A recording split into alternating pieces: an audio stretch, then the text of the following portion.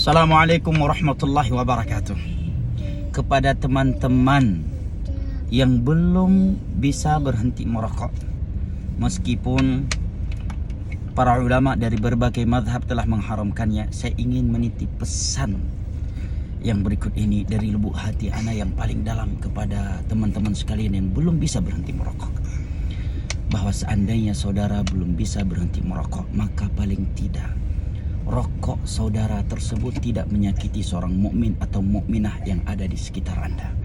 Karena Allah Jalla wa Ala berfirman, "Walladzina yu'dzunal mu'minina wal mu'minati bighairi maktasabu faqad ihtamalu buhtanan wa isman mubina." Dan orang-orang yang telah menyakiti seorang mukmin dan mukminah tanpa kesalahan yang mereka lakukan, sungguh dia telah memikul kedustaan dan dosa yang sangat besar. Dan lebih dari itu, jangan sampai menyakiti anggota keluarga